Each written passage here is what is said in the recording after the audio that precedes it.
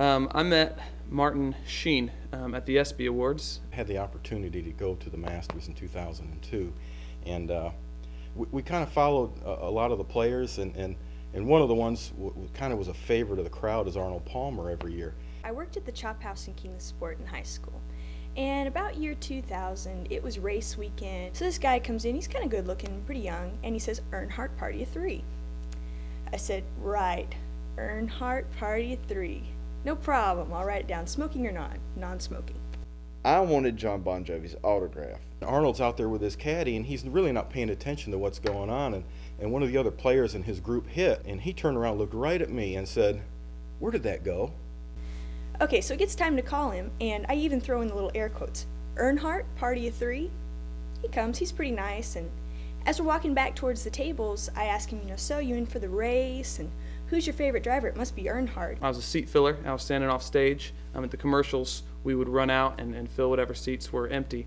And he had just presented an award, and so he was standing off to the side as well, waiting to go back to his seat. And he was standing next to me, and as he was standing next to me, every single person that walked by, probably in a minute and a half, it was probably 15 people, 20 people that walked by, and every single person said, "Oh, I love your show, Mr. Sheen. I love your show. Me and my wife never missed a show, Mr. Sheen." I asked him, I was standing right next to him, and I leaned over and I said, "Do you ever get tired of hearing that?" And he said, "Never." I met Doug Flutie, and found out that Doug Flutie's a midget. We hear something hit the tree, and the ball drops down in front of us. And of course, they put the ropes up there real quick, and here's Arnold Palmer coming over the top of the hill. And all of a sudden it hits me that was Jennifer Love Hewitt's baggage that grazed my leg. After a little more talking, he says, "You do realize I am Dale Earnhardt Jr.?" I said, "Right. And I'm Britney Spears." See, she was popular at the time. I ended up having to settle for David Faustino's autograph, better known as Bud Bundy.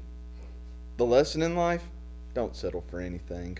And about that time, one of the security guards had turned around and saw me talking to him, and he said, "Mr. Sheen, do you need security?" And he pointed at me and he said, "No, I got my security right here." And it kind of shocked me. I said, "Pardon me?" He said, "Where did that go? The guy that just hit?" I said, "Well, Mr. Palmer," I said, it hit the front of the green and it rolled up onto the green. Beautiful shot, but then it rolled off the back. "Off the back?" I said, "Yes, off the back."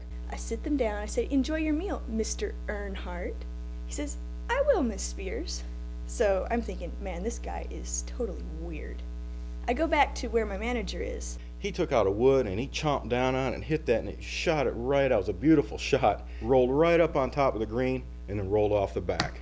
He looked over at me and just shrugged his shoulders. We have a tape of CNN that night, and there's the interviewee, and then there's Anderson Cooper, and in the background there's Dwayne's face sticking out of the crowd going like this the entire time. And I said, "You will not believe this guy. I've had customers that are just, really into racing before, but never like this. This guy is pretty adamant about the fact that he's Dale Earnhardt Jr."